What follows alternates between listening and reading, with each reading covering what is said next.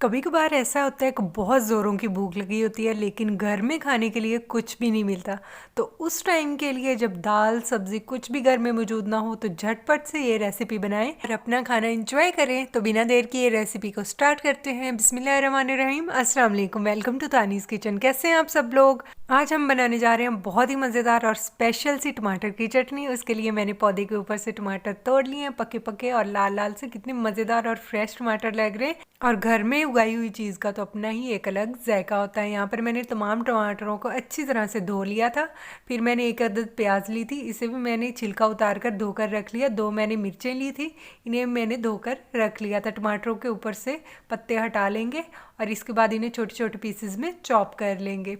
यहाँ पर देखें, मैंने टमाटर भी अच्छी तरह से चॉप करके रख लिए हैं, प्याज भी चॉप कर लिया। इसके बाद लेंगे मिक्सी, उसमें डाल देंगे टमाटर, प्याज भी इसमें ऐड कर देंगे और मिर्चें भी इसमें ऐड करके इसे ब्लेंड करके इसका स्मूथ सा पेस्ट तैयार कर लेंगे। अगर आपको मेरी वीडियोस अच्छी लगती हैं जल्दी से मेरे चैनल को सब्सक्राइब कर दें और वीडियो को लाइक भी। यहाँ पर देखें, मैंने ब्लेंड करके इसका पेस्ट बना लिया।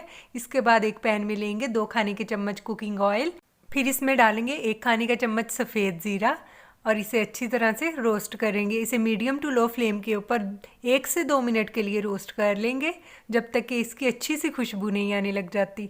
यहाँ पर ज़ीरा रोस्ट करते हुए मुझे 1 मिनट हो चुका है। अब इसके अंदर हम ऐड करेंगे प्याज और टमाटर का जो पेस्ट हमने तैयार करके रखा था। इसे अच्छी तरह से ज़ीरे और ऑयल के अंदर मिक्स कर लेंगे और इसे पकाएंगे जब तक कि इसका पानी खुश्क नहीं हो जाता।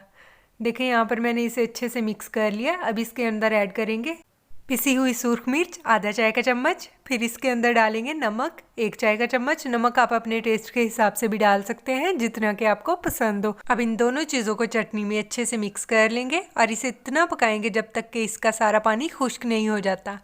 इसे पकाते रहेंगे चम्मच हिलाते हुए। मुझे 2 से 3 मिनट हो चुके हैं। यहाँ पर इसका पानी ड्राई होना शुरू हो गया है, आप भी देख सकते हैं ये गाढ़ी होने लग गई है। इसे मज़ीद 2 से 3 मिनट के लिए और पकाएंगे। यहाँ पर देखें, इसका पानी सारा खुश्क हो चुका है, ये बनकर तैयार हो चुकी है। फ्लेम को ऑफ कर देंगे और किसी भी बर्तन में निकाल कर इसे सर्व करेंगे।